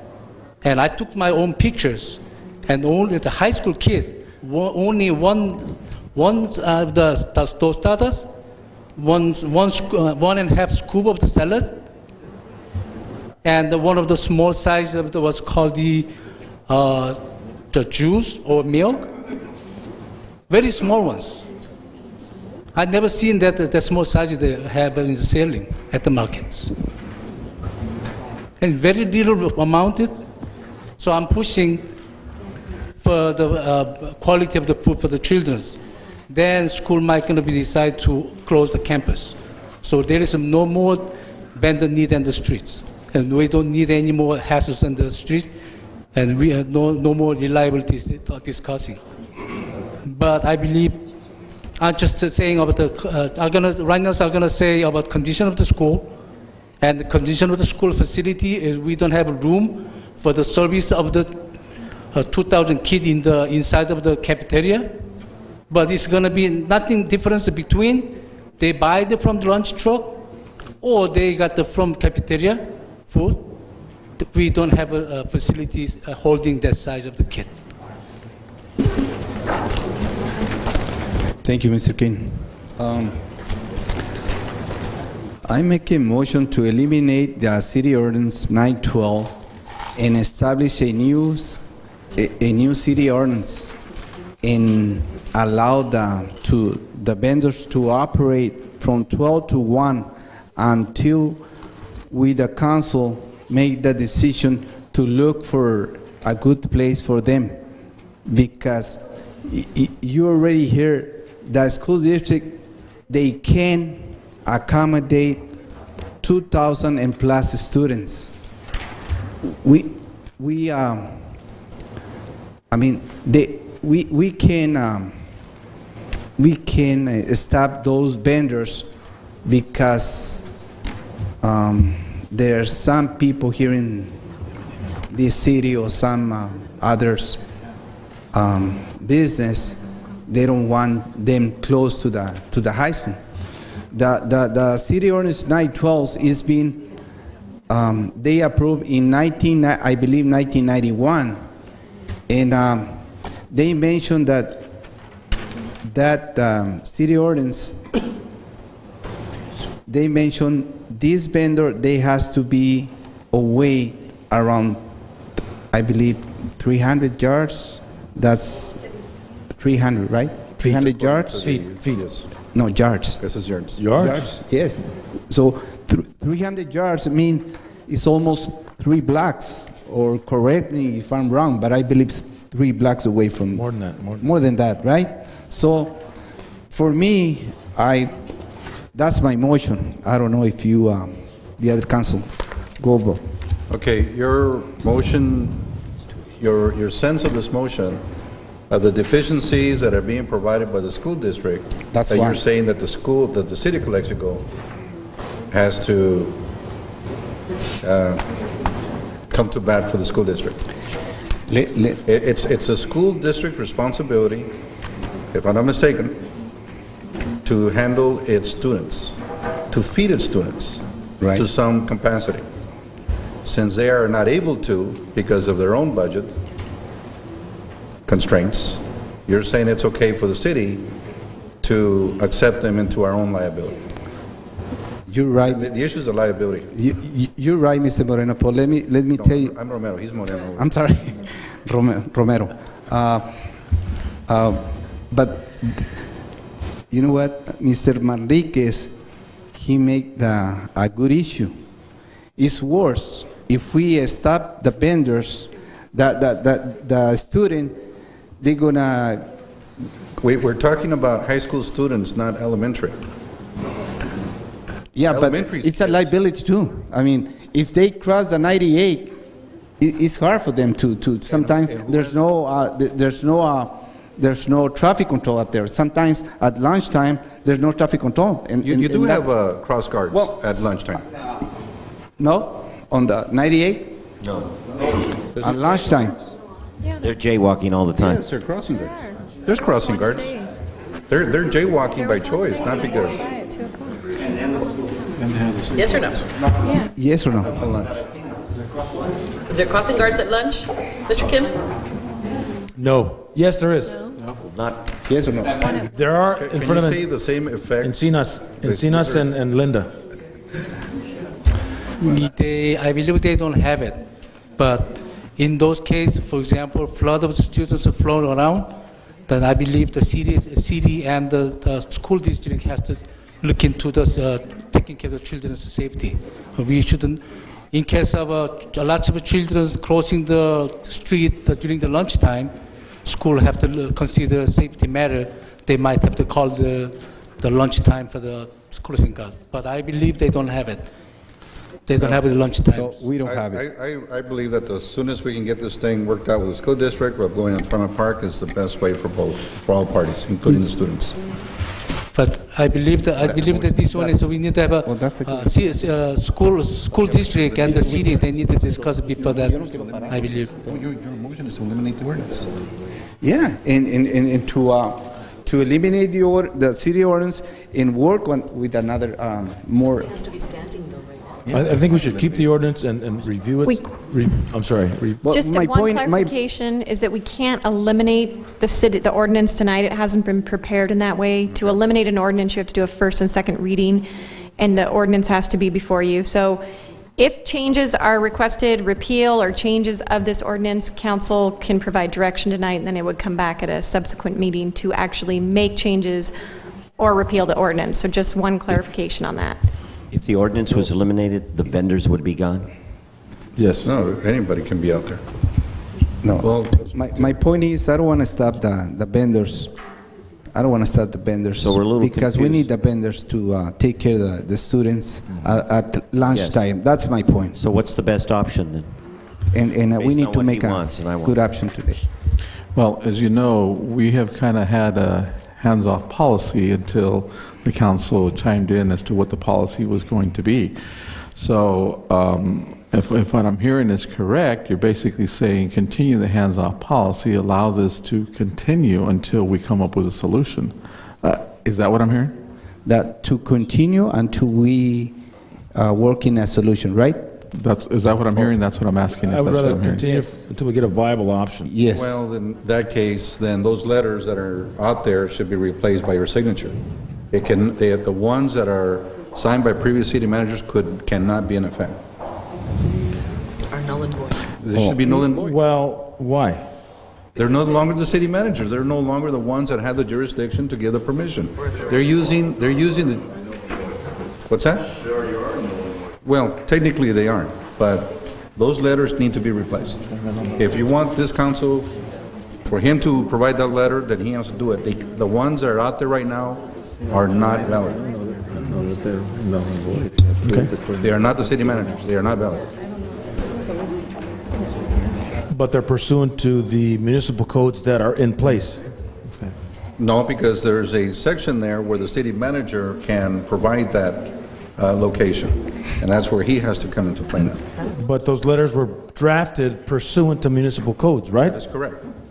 So why would they be null and void if they're not violating the municipal codes that are in Because it's the place? city manager is providing. Right, but if the they're permission. pursuant to municipal code, excuse me, that's right, they're pursuant to municipal codes that are in place. maybe I stand No matter corrected. who wrote it, they're not violating those codes because they're pursuant to those codes. Okay, maybe I'm saying correct. Okay, true or not, okay.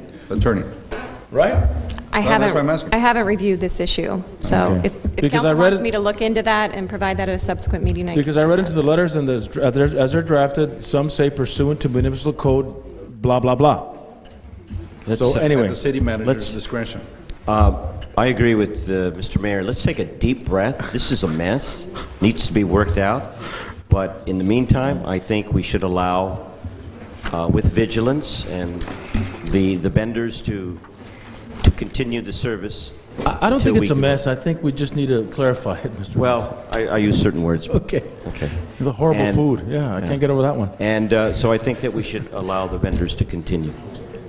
So I guess, again, am I hearing correctly that we're basically, because that's what we've been doing up to this point until we really received a direction from council, and that is we've kind of had a hands-off policy to allow it to continue until we have a decision from council which direction they want to go.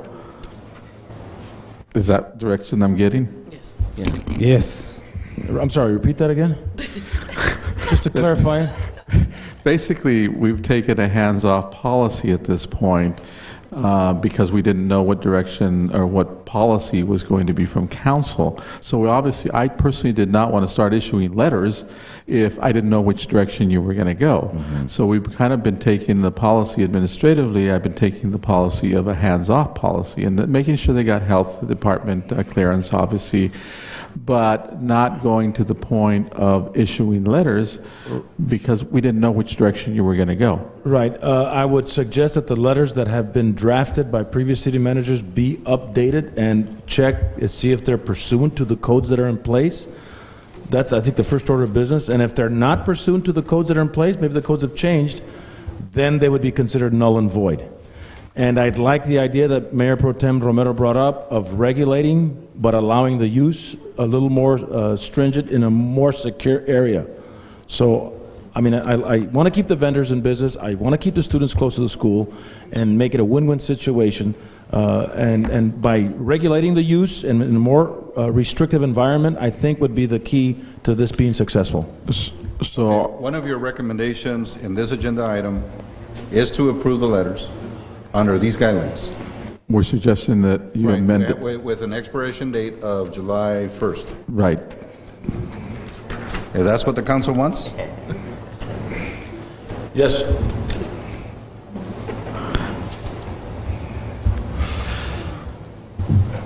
So, Well, anyway, I was going to I guess if anything, is there like for a motion for the public hearing as well? I guess that's the other question is, are you moving towards a public hearing, or are you asking administration to meet with the school district to come up with for the something? public, What is it that you're asking I think for the us public to do? hearing to take place, I think there needs to be a meeting between you and the superintendent on some of the ideas that we brought up, okay? And then bring up an ordinance and then invite the public that is in favor or not in favor of that ordinance, and then we make a decision at that point. Or alter the ordinance, or bring it back to the table again. Those are good steps. That's a good process. That is fine, and again... Mr. Romero, is that okay with you? No? Is this Taco Mex or Taco Mess? That's the headlines tomorrow. Yeah, let's go eat a Taco Mex after the meeting. Anyhow. Okay, so what's the desire of this council? What he just said. What he just said. What he just said. So, so I'll meet with the school district.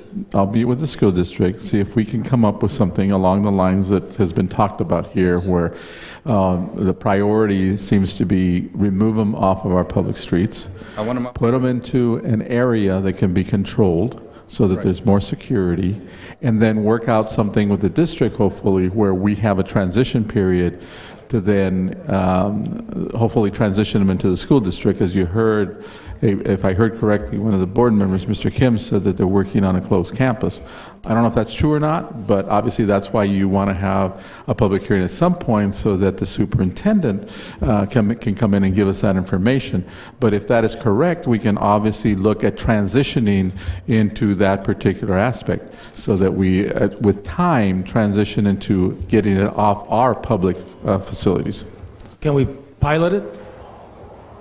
Would that be out of the question? Well, pilot his idea? Yes, and that's what I'm saying. If I'm hearing you correctly, I will meet with the superintendent under those concepts, under those guidelines, and see if we can put something together where we come back and basically remove them off public streets, put them into a secured area where we can control.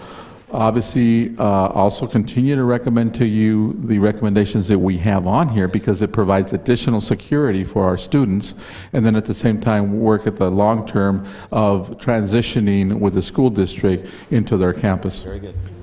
Okay, to what he said, just move them into that area, that's it? Everything's fine? Well, is that what you're telling me to do, or you're telling me to meet with the school district and work on that? Instead of these units right now today being on the street, where you go ahead and make arrangements that they be in that fenced-in area. And then we can work this thing out during this process. So you want them moved immediately? Yes. It's only a few more feet. Mr. Lieutenant Gerardo? problem with that. I'm sorry, he had... Most likely, I'm going to still have to block the streets. What's that? I'm still going to have to block the streets. Why is that? Because the kids are going to be going up and down. I don't have enough people to be giving jaywalking tickets and warnings during the lunch hour. On that street? On Belcher, yes. Jaywalking? You're gonna have the kids going. You're gonna have about 1,000 kids going through, walking across the street. I know they're going to jaywalk, but why would you give them jaywalking tickets? Because that's what most likely would end up happening. I mean, I don't have enough officers, Mr. Romero, to have people out there telling these kids to go back, and the school's not going to put nobody out there. I mean, for right now, if you block it, we'll still could probably end up having to block the street as a safety concern. I think we should do. Well, I think we can discuss that with the district. You know, when we do have events there, public streets are continuing to open. Not that I want to counter the lieutenant, but I think that's an issue that we need to talk about. At some point in time, we have to talk about people taking certain responsibilities. If we're not blocking the streets anymore, it's a public street just like any other public street. So people need to have, you know, they have to take responsibility to a certain extent. So I think at some point in time, we have to say it's a public street. If you're going to open it up. And if the event is at the park, then they take responsibility for being at the park. But at some point in time, we have to make that decision.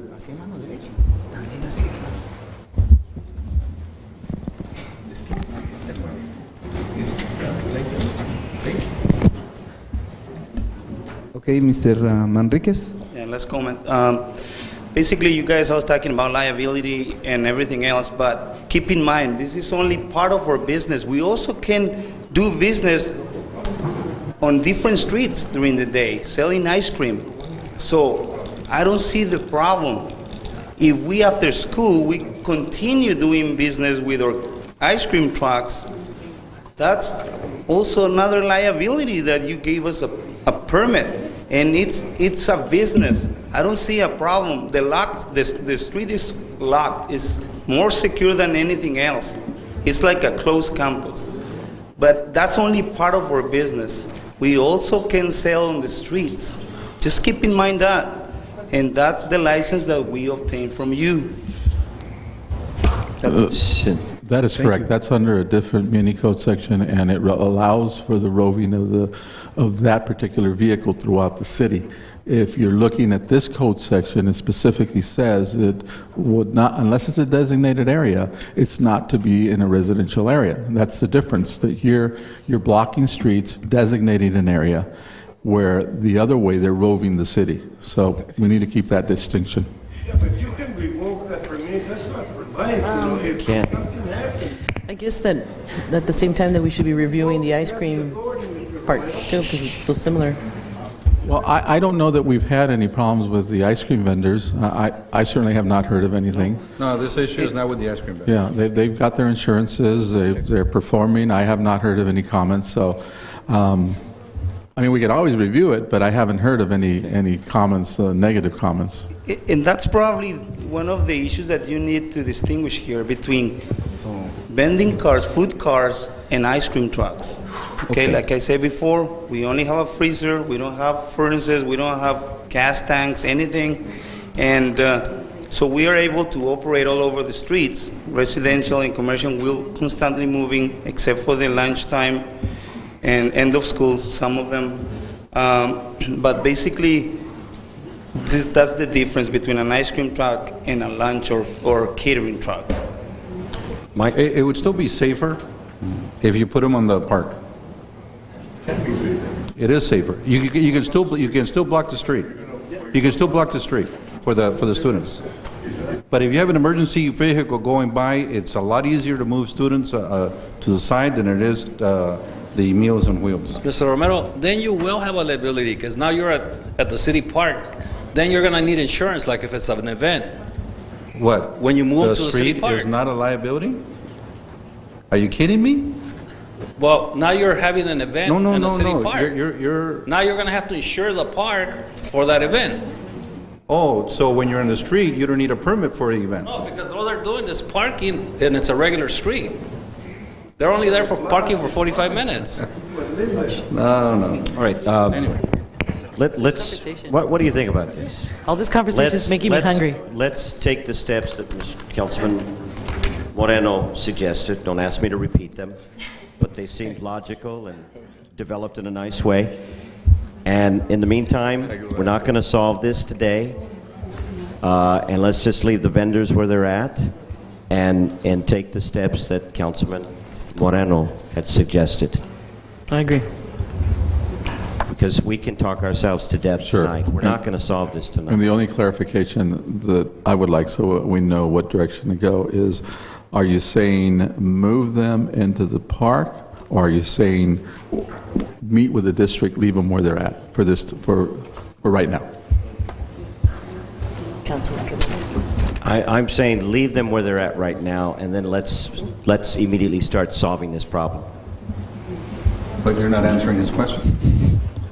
Yes, he did. No. Leave the vendors on the public street. Okay. That was a question. Move them into the park or leave them at the public street for this time, for right now? You said to leave them in the public street. And is that the consensus of the council, so that I can have direction? Oh, how do we do this? Let's. You have a motion.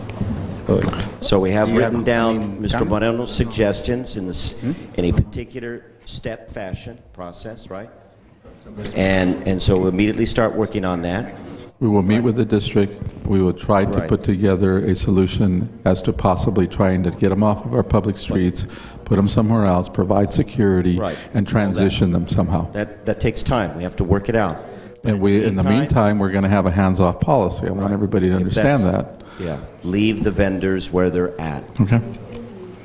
I agree. Do you need direction, or is this a voting issue? I believe direction is sufficient. Direction? Okay, I Well, give direction on it. everybody is agree on that, so. Okay, I agree. There's a consensus. Finally. It's not unanimous. Let's move to the next item. Okay, Wait, I got something to say. You want to add items or what? Taco Mix closes at 9. Yeah, hurry up, guys. I haven't had dinner. Who else wants to show up? But at you haven't Taco missed Mix? many dinners either, have you? No, I don't. okay, That's why I have to grab my dinner. moving on the Joint City Council Redevelopment Agency item, adopting of Resolution A by the Community Redevelopment Agency of the City of Calexico, reducing its allocation to the low and moderate income housing fund for the 2011 to 2012 fiscal year, and making certain fundings and determinations. Item B, resolution by the City Council of the City of Calexico approving the remittancy agreement pursuant to California Health and Safety Code, Section 34194.2. Item C, resolution by the Community Redevelopment Agency of the City of Calexico approving the remittance agreement in pursuant to California Health and Safety Code, Section 34194.2. Mayor, short and sweet, it basically allows us to move forward once the Supreme Court makes a decision. Hopefully it's in our favor, and if they decide that we still have to pay that ransom payment, it gives us the ability to use the LMI funds towards that payment. A motion for its approval. I'll second. Okay, I would recommend we have three motions, since we have three resolutions. So the first one would be for resolution listed under 17A. Okay. Motion for 17A. Second. okay, we have a motion and second. Let's call for the vote. Motion carry. Now, item B. Item B, motion. Second. Okay, we have a motion and second. Let's call for the vote.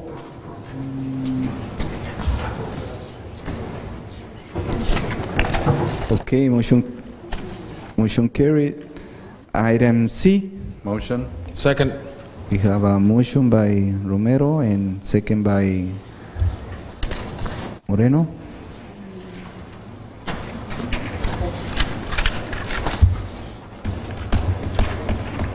Motion carried. Okay, next item. Redevelopment Agency. Item number 18.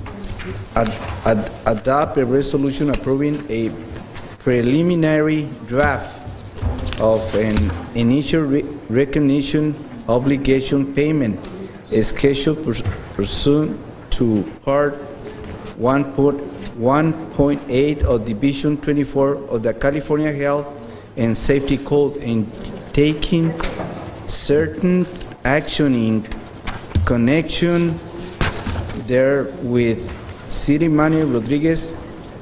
Do you have information for us on this item? This is another cleanup legislation that we're providing to put us in a position to make sure that we don't get caught during this period between now and when the Supreme Court makes their decision. And what this allows us to do is put together what is called the, another word you're going to learn, the ROPS. I'm giving you all kinds of words here, but it's called the Recognized Obligation Payment Schedule, which provides for us to continue operation until such time that the Supreme Court ruling comes down, which we hope will be no later than mid-January, when we would have to make our payment. So again, it's just one of these pieces of legislation that you're passing to make us comply with what has been passed at this point. Okay. Motion to approve. Second. We have a motion by Romero and second by Moreno. Let's call for the vote. Motion carried. Now we have future agenda items, and I'll start on my left with Mr. Bill Hodge, Councilman Bill Hodge. Not today, Mr. Mayor. Not today. How about Councilman Moreno? Meeting adjourned. Meeting adjourned. Was that, did I hear, would you hear the same thing? I'd like to repeat that again. Not today, Mr. Mayor.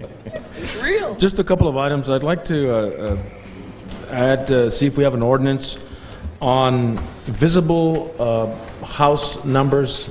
Public Safety approached me and said that one of the things that they're having their frustration with is looking for houses when there's an emergency, and houses don't have a number that's visible from either the ambulance or the fire engine or the police car. So I thought maybe we could look in and see if there is an ordinance, and if there is, maybe we should enforce it.